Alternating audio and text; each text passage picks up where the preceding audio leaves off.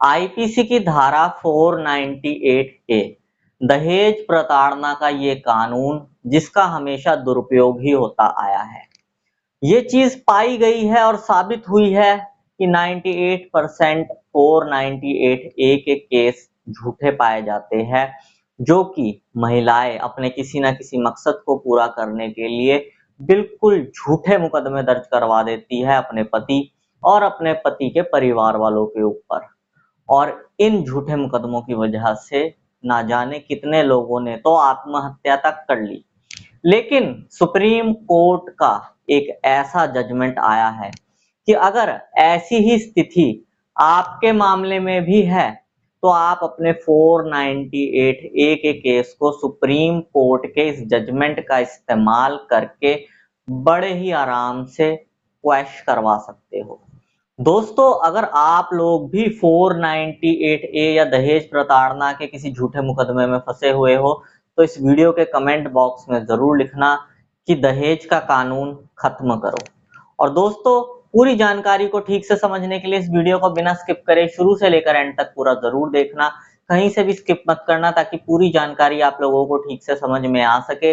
और वीडियो शुरू करने से पहले मैं आप सबसे कहना चाहता हूं कि अगर आप मेरे इस चैनल पर पहली बार आए हैं या आपने मेरा ये चैनल अभी तक सब्सक्राइब नहीं किया है तो चैनल सब्सक्राइब करके नोटिफिकेशन बेल आइकन पर जरूर क्लिक कर देना, जिससे आने वाली सभी वीडियोस का नोटिफिकेशन सबसे पहले आपके पास पहुंचे और आप कोई भी वीडियो मिस ना कर पाओ।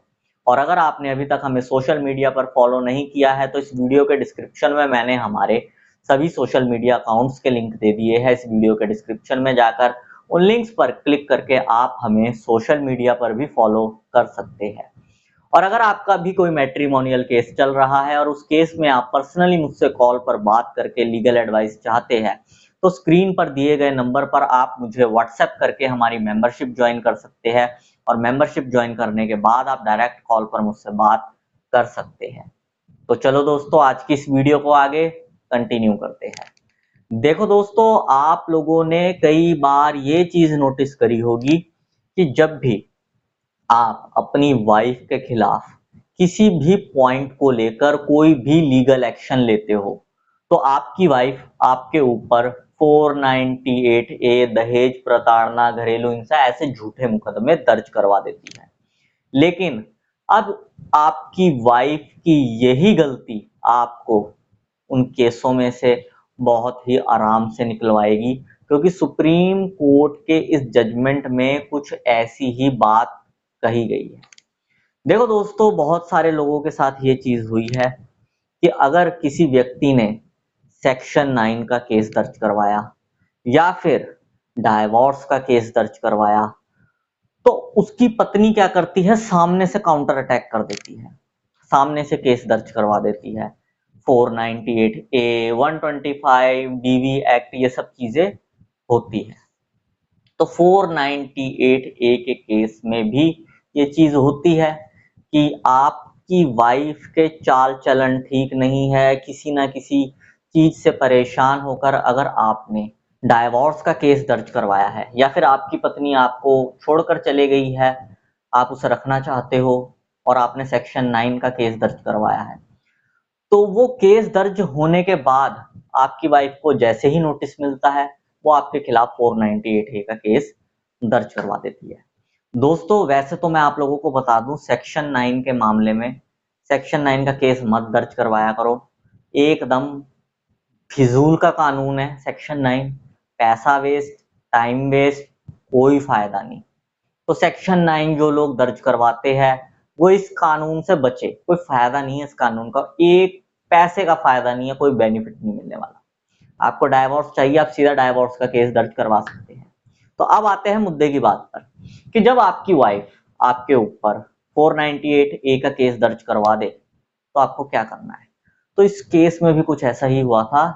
पत्नी पति को छोड़कर चली गई थी।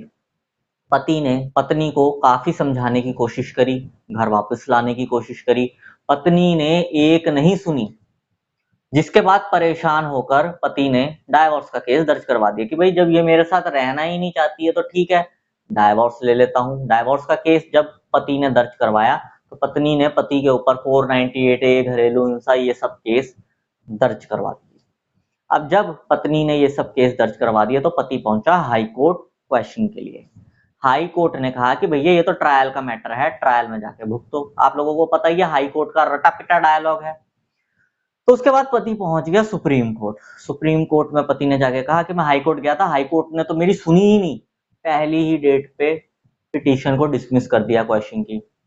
तो हाई कोर्ट ने पति की सुनी, सारी चीजों को देखा, समझा और ये पाया कि पत्नी ने पति से अलग होने के कई सालों के बाद जब पति ने डाइवोर्स का केस दर्ज करवा दिया, उसके बाद घरेलू हिंसा और 498 वगैरह के केस दर्ज करवाए हैं।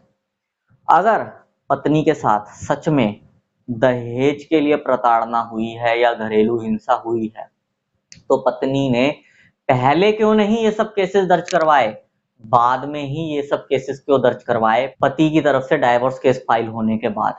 यहीं से ये चीज साफ साफ जाहिर होती है कि पत्नी ने ये पति के ऊपर जो 498A और घरेलू हिंसा वगैरह के केस करे हैं, ये सीधा सीधा काउंटर अटैक है। पति के डाइवोर्स केस के बदले उसके ऊपर काउंटर अटैक करने की कोशिश की गई है। तो दोस्तों, सबसे पहले तो मैं आप लोगों को जजमेंट बता देता हूँ, जजमेंट कौन सा है। उसके बाद मैं आप लोगों को बताता हूँ कि आपको इस जजमेंट का अपने केस में कैसे इस्तेमाल करना है। स्क्रीन पर आप लोगों को जजमेंट का नाम शो हो रहा होगा। अगर आप फ्री में इस जजमेंट को डाउनलोड करना चाहते हैं तो इस नाम को आप गूगल पर सर्च करके इस जजमेंट को डाउनलोड कर सकते हैं। और अगर ये जजमेंट आपको सर्च करने पे नहीं मिलता है या आपसे डाउनलोड नहीं हो रहा है तो इस वीडियो की स्टार्टिंग में जो व्हाट्सएप नंबर मैंने दिया था उस नंबर पर आप मुझे व्हाट्सएप करके मात्र 200 रुपए इस जजमेंट का शुल्क देकर आप मुझसे इस जजमेंट की पीडीएफ कॉपी ले सकते हैं। तो दोस्तों, इस जजमेंट का आप लोगों को कैसे इस्तेमाल करना है कि अगर आपने पहले कोई केस दर्ज करवाया है, अब वो चाहे सेक्शन 9 है, चाहे डाइवोर्स का है या कोई भी केस है, आपकी पत्नी के केस दर्ज करवाने से पहले आपने अपनी पत्नी के ऊपर कोई केस दर्ज करवाया है, उसके बाद आपकी पत्नी ने आपके ऊपर 498A का केस दर्ज करवाया है, तो ये काउंटर अटैक माना जाएगा। और ये काउंटर अटैक वाला पॉइंट लेकर इस जजमेंट का सहारा साथ में लेकर आप आराम से हाई कोर्ट में अपना 498A या घरेलू हिंसा का मुकदमा क्वैश करवा सकते हैं। दोस्तों, ये जजमेंट बहुत ही पावरफुल और बहुत ही अच्छा जजमेंट है सुप्रीम कोर्ट का। इस जजमेंट को सुप्रीम कोर्ट ने बकायदा भारत सरकार को भी भेजा था और ये बात बोली थी कि देखो, इस कानून का बहुत ज्यादा मिसयूज हो रहा है। और इस जजमेंट को भारत सरकार को भेजने वाली बात भी इसी जजमेंट के लास्ट पेज में लिखी हुई है कि ये judgement ministry of home affairs और ministry of law and justice को भेजा जाता है।